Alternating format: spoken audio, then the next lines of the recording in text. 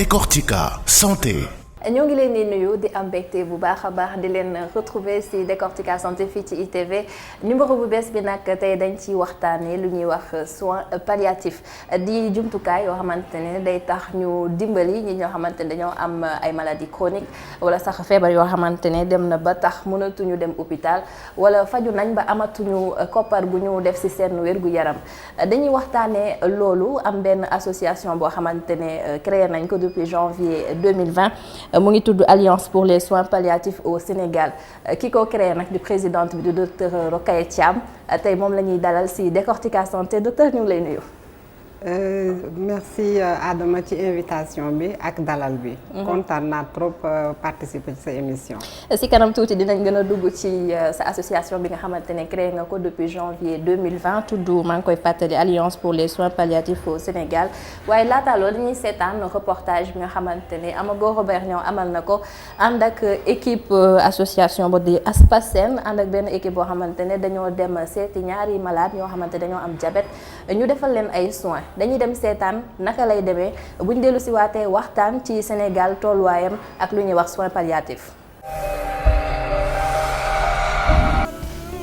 su ma jëlee 62 bi ba hôpital ma wàcc dugg si biir faju bu dem hôpital jotaan moom mi le mu si daan def koppar yu bëri waaye léegi daanaka lépp ay fàttaliku la si moom. après lan ma booleex waa Aspasen biñ ma booleex ñoom nag ma gis ci sama bopp bu baax waaw ndax su ma masaan di faju ji du ma nelaw guddi bi damay 1 heure 2 heures damay yeewu pour préparer sama bopp sangu def samay yëfi bopp ma doog a jël oto waaw waaye bi ma yàlla booleex waa Aspasen sama coono bépp jeex na. lu ëpp ñaari weer ndaw yi ñoo koy fekk ba ci këram fii ci kër Mbaye Fall defal ko lépp lu mu soxla ci fàcc te du fay dara. c'est gratuit doo jël compresse doo jël col doo jël Fitex rien la raxas bi ñoom ñooy jël seeni sel defaral la sa tànk ba nga yëg sa bopp macha allah du ma génn benn koppar. feebaram bii nag soxna Fatou Dia weetu ci benn yoon ndax mu ñuy xamal ni boroom këram ak njabootam bàyyiwuñu ko benn yoon. ñaanuma benn yoon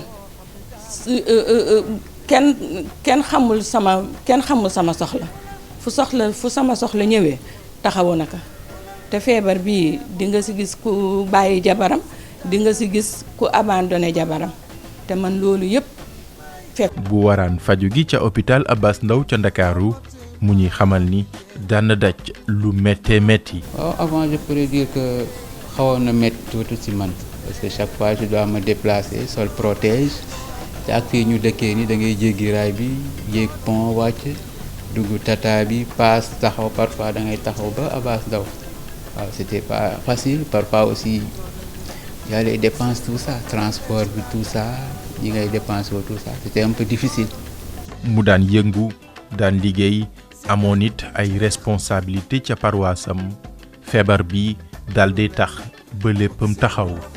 amoon naa benn chantier bu ma nekkoon benn instant xëy na chantier bi jeexoon na mais nekk naa koo xam ne tamit tàmm ma di toog aussi avec je suis jeune je suis catholique mais am naa ay activités yu may def église aussi waaw bokk ci association aussi am fa ay responsabilité mais de bañ ma ne da ngay toog benn place léegi nga xaw a loolu yëpp kale ma toog benn place aussi. di ñaan mu jeex ak jàmm nga mën a reprendre dem na ba nga xam ne c'est un peu stressant pour man may toog toujours benn place. bu dee Benoît Tadé moom lépp ma taxaw waa kuréel gi di Aspasen seen taxaw nag mooy fekki waay tawat yi ba seen kër ngir mën leen a faj te duñu fay dara. waaw ñun dañuy dem fekk ci malade bi ñoo xamante ni dañoo am ay góom mooy plaie diabétique ñuy dem fekk ci leen seen kër leen defal pansement gratuitement. waaw ñun nag loolu mooy suñu quotidien dañ koy def du lundi au vendredi des fois on fait un samedi sur 2 ci mois bi waaw ñun loolu mooy suñu quotidien on peut faire 8 à 10 malades par jour ça dépend des fois tamit nag parce que yeneen maladies seen pansement yi c'est quotidien c'est tous les jours ñeneen ñi c'est 1 jour sur 2 ñeneen ñi c'est 2 fois dans la semaine ça dépend quoi. lu weesu paj mi seen malade yi di rafetlu itam seeni doxalin ak ñoom dem sax ba déggoo ak xaritoo juddu seen diggante. am na nooy tolloo sama genre bi tu es un peu découragé tout ça mais am na wax ju ñuy wax ak yow souvent aussi am na lu muy wàññi ci yow yokk la courage ne ça ira lii dal la aussi luy gaaw a jeex la aussi ñu leen ciy gërëmee aussi parce que tey ki feebar loolu communication boo xam ne ki lay faj soxla nga ko aussi mun naa si yow moom de ce fait chaque fois bu ñëwee am na état bu mu lay fekkee mais bu waxee ak yow am na lu muy wàññi ci yow. ndegam si ñuy am lay mitti asama ñi nga xamante ne seen doole yemul seen gannaaw seen loxo yeggul seen gannaaw waaw bu ñu amoon daal ñu mel ni yéen ñeneen ñu mel ni yéen waa ASPASEN association bi bu ñu amoon yeneen ñu mel ni yéen éco-doppler dafa cher analyse dafa cher garab yi dafa cher amul lu si yomb. jàppale ak taxaw gi ni mel nag ngir mën koo am na sélection bu ko jiitu.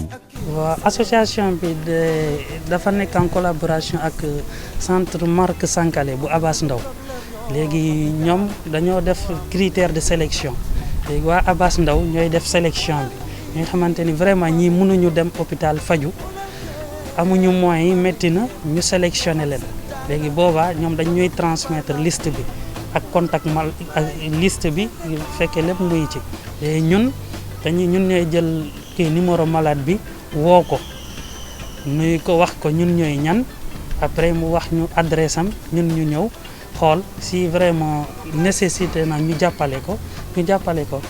seen kuréel gi nag ñu ngi ko taxawal ci weeru janvier atum 2020 saa su ne ñu ngi ci tali bi di wër gox-goxaan yi mu doon lu metti lool waaye ñoom mbégte kese lañ ciy jëlee rawatina bu ñu matalee seen liggéey ba waay tawat yi dal dee wér.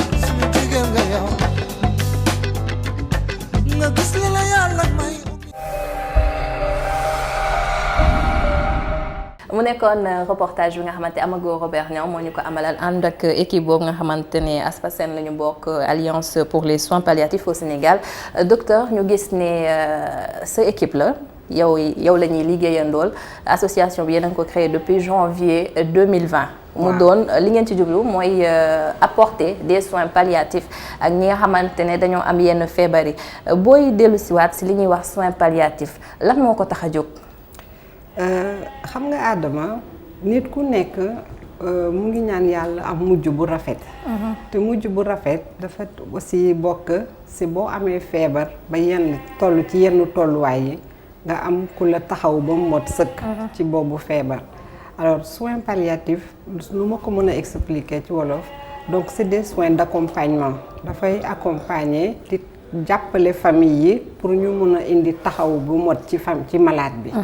noonu laa ko mën a expliquer soins palliatifs. ñan ñoo si mën a bénéficier est-ce que n'importe quel malade wala képp koo xam ne am nga yenn feebar yi nga mën a bénéficier aussi soins palliatifs wala dafa am ñoo xamante ne ñoom lañ koo jagleel. waaw ça vise les personnes qui ont des maladies chroniques et graves ñi nga xam ne seen paj dafa yàgg ba pare di laaj koppar yu bëri. ñi nga xam ne dematuñu sax hôpital ñu ngi ci kër yi. toll ci yenn diggante yi nga xam ne mun na am sax du ñu mën a lati seen bopp dara. donc ñi nga xam ne dañu leen di war a taxaw pour seen soins d'hygiène war leen taxaw pour ñu lekk war leen taxaw pour ñu mun leen di yëkkati ñooñu ñoo yelloo soins palliatifs. te amatuñu doole bu ñu demee hôpital ñu defal leen ko fa. wala seen xaalis tamit seen doole demeetul noonu. feebar bi day gudd mi nga xam ne doo mën a toog ci ay hôpital ay weer ak i at.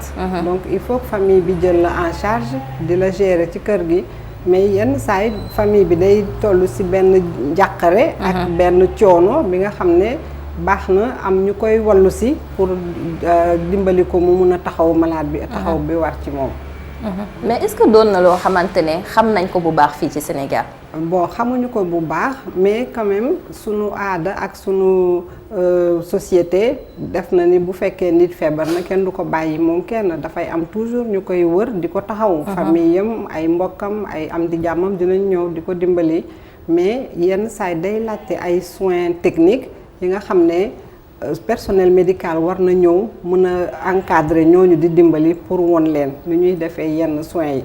parce que par exemple soo bëggee sang ku tëdd ci kaw lal am na ay façon yi nga koy defee peut-être doom bi walla jabar bi mun na bañ a xam technique bi nuñ koy defee formation la laaj itam. mais voilà boo indee personnel de santé mu ñëw ci kër gi def ko ak ñoom won leen jàngal leen bu fekkee nekkatuñ fa ñoom dinañ continuer di ko def. parce que c'est des maladies chroniques li nga xam ne c'est des qui durent des mois voire des années donc loolu taxawu bi ça incombe la famille ça incombe l'entourage mais aussi ñoom dañu soxla ku leen di jàppale. ñun jàppale ak taxawu famille bi pour ñu mën a préserver la dignité du malade. loolu mooy sunu taxawaay. en tout cas loolu mooy sunu yéene.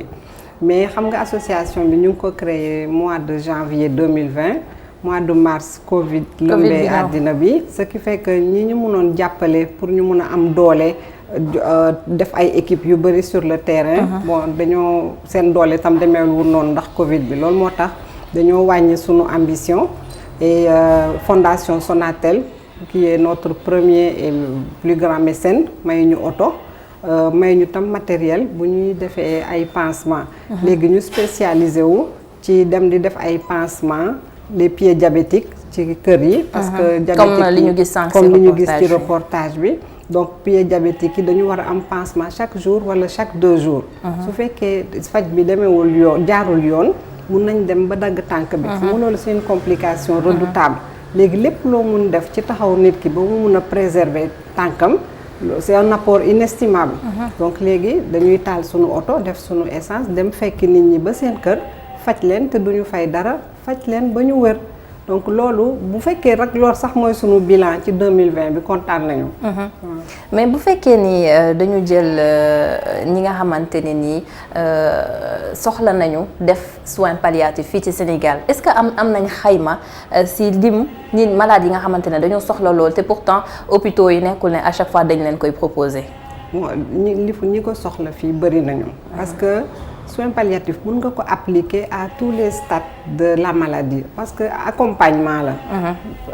mën nañ joxe exemple nit kuy soog a découvrir ne dafa am cancer.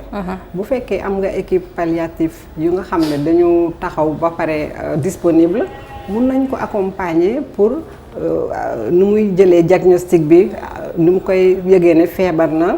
mun nga ko boole ak nit peut-être bi nga xam ne amoon na feebar bi ba faju ba wér. comme ça mu ñëw di ko dalal di ko expliquer di ko won yoonu faj bi. waaw peut-être état d'esprit lu am solo la si yenn feebar yi di dalal xelam et puis di ko may courage pour mu mun a battre pour mun a wér parce que dina gis kenn ku wér ku koy ñëw di ko jox di ko encourager. loolu déjà palliatif la boo demee ba feebar bi gën a avancer complications yi ñëw.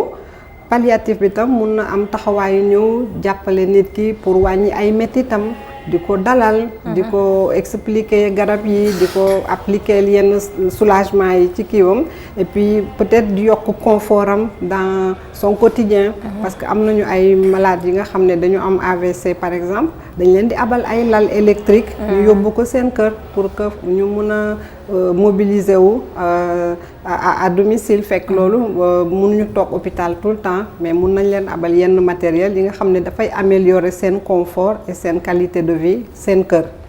kon soins palliatifs mën nañ ne nekkul accompagnement médical rek waaye dafa am leneen lu bari lu si bokk psychologie bi ci la ak yeneen forme de soutien ci la bokk accompagnement présence écoute réconfort ci la bokk soins techniques ci la bokk parce que si suñuy équipe on a des infirmiers des kinésithérapeutes et des médecins. waaw ñan ñoo war a composer équipe yi. alors li si gën a bëri comme c'est des soins infirmiers. alors sunu équipe bi ñu am léegi infirmier la ak benn chauffeur ñooy dem mais suñu yéene mooy 2021 defaat beneen équipe bi nga xam ne dafay def les soins d'hygiène. ñooñu tam ay infirmiers ak ay aides-soignantes ñooy bokk par équipe de 2 dem ci kër yi.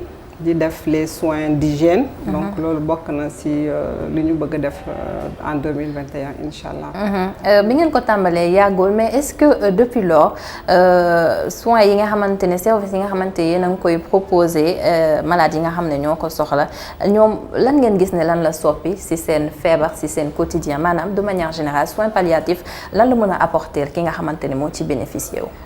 ben bu fekkee feebar bi nga xam ne dafa lay jox ay douleur yu tar am nañu ay médecins yi nga xam ne dañu nekk spécialiste douleur dañuy jox ay médicaments yi nga xam ne day wàññi méttitu nit ki.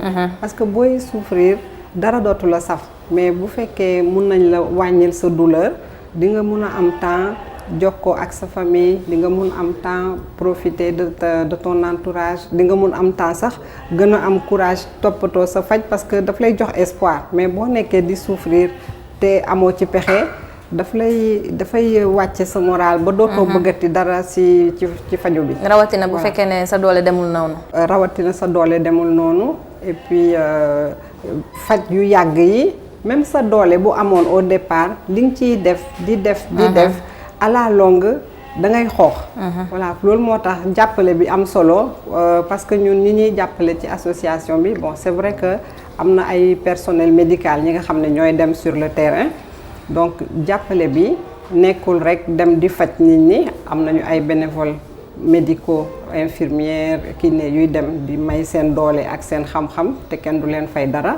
mais pour ñu mun a nekk sur le terrain tous les jours dafa am ay prestataires yu ñu war a fay pour que ñoom seen liggéey la moom la ñuy def chaque jour donc il faut ñu indemniser leen pour ñu mun ci dund ñoom tam. foofu la jàppale yeneen membres yi mun a nekk. may fàttali ne ñu ngi ak docteur Rokhaya Thiam gynécologue de formation waaye yow yaa jiite alliance des soins palliatifs au Sénégal. Aspasen. voilà Aspasen léegi bu ñu xoolee ci tolluwaayu Sénégal ci wàllum soins palliatifs comparé ak yeneen dëkku Afrique yi wala sax yeneen dëkku Europe yi Sénégal ban niveau la toll est-ce que avancé na ci wàllu boobu. bon mun naa wax ne avancé wul noonu yëpp. parce que en Afrique dëkk bi ci gën a avancé mooy Ouganda et ñoom dañoo seen système dafa def ne les soins palliatifs sont disponibles dans tout le pays pour tout le monde et je pense que c'est gratuit. donc loolu moo inspiré sunu vision. ñu bëgg dem ba nuroog ñoom. mais dans les pays européens c'est un mouvement qui est assez diffus. Et en France, ils ont une histoire de 30 ans de soins palliatifs avec une expérience qui commence à être intéressante sur le sujet. Et c'est pas seulement dans les hôpitaux, il y a des maisons consacrées à ça. Absolument, il y a des maisons consacrées à ça et il y a des soins, des équipes mobiles qui vont dans les domiciles, comme nous, ce que nous avons envie de faire. Donc, il reste beaucoup de choses à faire au Sénégal. Donc. Il reste beaucoup de choses à faire. Donc, hôpital Dantec a une unité Bundaw qui fait du soin palliatif. Il y a une association qui existait déjà depuis une dizaine d'années qui s'appelle ASOPA. Nous avons mais du doy dal ku nek na ci def lu mu mën parce que la demande est immense te c'est pas une ou deux ou trois structures ñoo mëna satisfaire demande bi ku nek na def et puis c'est des petits ruisseaux qui vont faire les grands cours d'eau. Légui bu ñu déllu ci waté ci Aspasen am ngeen groupe yoo xamante ne chaque jour dañuy dem sur le terrain. C'est ça. waaw am nañu liggéey bi di demee équipe qui est composée d'un chauffeur et d'un infirmier qui a été deux personnes. Deux personnes là. Donc l'infirmier a été formé au centre Marc Sankalé pour les pieds diabétiques. Ñom lañu lëkkalool comme ça ñom ñoo ñuy tànnal malade yi nga xam ne dañu am jafe-jafe pour déplacer wu ñëw hôpital. Ñu joxoñ ñu ñooñu après ñu fekki leen seen kër faj leen. Donc c'est en collaboration avec l'équipe de Marc Sankalé de Abbas Ndao. Et tous les jours ngeen dem sur le terrain yaa ngi koy wax du lundi au vendredi on est sur le terrain. Et yenn saa itam bu fekkee am nañu ay demandes d'accompagnement ay malades yu soxla soins d'hygiène wala nursing damay def appel à des bénévoles ay infirmières ay aides-soignantes ñi nga xam ne ñooñu kenn du leen fay dara dañuy jël ci seen jour de repos ñu accompagner équipe bi dem def soins yi gratuitement. Alors li gënoon nekk sunu idée au départ dañu bëggoon liggéey ak hôpitaux yi bu fekkee am na benn malade bu war a génn soxla ay soins hôpital bi confier ñu malade bi ñu ànd ak moom kër ga continuer soins yi. Comme ça bu amee complication kër ga ñu mun ko delloo hôpital bi ñu ko joxoon. Bon mais comme association bi day door donc collaboration ak hôpitaux yi demeegul noonu. loolu moo tax pour l'instant collaboration bi ñu formaliser signer convention ak kii ba mu dox boobu mooy bi ñu def ak centre Marc Sankalé. bi def les pieds diabétiques. mais les yeneen patients yi ñu jot a am donc soit famille bi moo ñuy contacter via quelqu'un ku ñu xam. mais bëgg nañ tam lëkkaloo ak yenn hôpitaux pour ñu amee ay malades yu war a génn soxla soin. ñu dénk ñu leen ñu continuer soins yi kër ga mu nekk trait d'union entre l'hôpital et la maison. mais est-ce que bi ngeen ko dooree ba tey ci seen malade yi nga xamante ne yéen a ngi leen di suivre am ngeen ci satisfaction wala gis ngeen amélioration ci seen wér-gu-yaram. bu baax a baax. on a eu une 50aine de malades qu'on a suivis. Pour les pieds diabétiques il y a eu des guérisons. Ce qui est une grande source de satisfaction pour nous. Et pour les personnes qui atteignent de cancer, malheureusement, il y a eu des décès, mais on a été là jusqu'au bout. Parce que quand même, le maître mot d'Aspasen, c'est de préserver la dignité du malade. C'est ça notre combat. Il faut préserver la dignité du malade jusqu'au bout. Donc on est là quand on nous appelle et on l'accompagne. Ça dépend mun na nit ki mun na nekk dafa am diabète wala mu am cancer wala mu am beneen feebar. mu am cancer wala mu am beneen feebar chronique bu ko tëral. ba feebar bi egg si yenn tolluwaay yi nga xam ne am na lu mu mënaloon boppam lu mu mënatul xam nga foofu lay soxla taxaw bi. soins palliatifs bu ñu ko waxee dañuy yaakaar ne yëfu nasaraan la. waaw. xamuñu ko c'est pas dañ naan loolu bokk ci sunu culture. loolu moo tax sunu nuñ ko tekkee ci wolof mooy taxaw.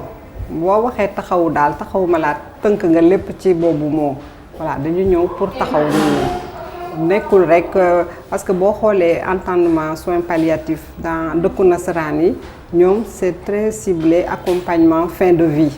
Voilà mais nag ñun boo xoolee sunu aada ak sunu culture fin de vie ci loxo yàlla la nekk doo nekk di ko gérer alors que nit ki mu ngi dund dafa feebar. juste réalité yi bokkul donc dañ koy interpréter avec notre culture. En tout cas merci beaucoup docteur Rokhaya Thiam may fàttali ne gynécologue nga de formation waaye yow yaa jiite Aspasen di alliance pour les soins palliatifs au Sénégal ñu ngi lay jaajëfal bu baax a baax ci li nga teewoon tey ci Décortica Santé.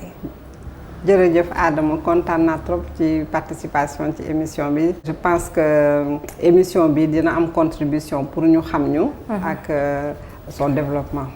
yéen tamit ñu ngi leen di jaajëfal bu baax a baax ci li ngeen àndoon ak ñun ci ITV seen émission Décortica Santé ñu leen di jox dig daje fi lekk fukki fan ak juróom ci beneen numéro.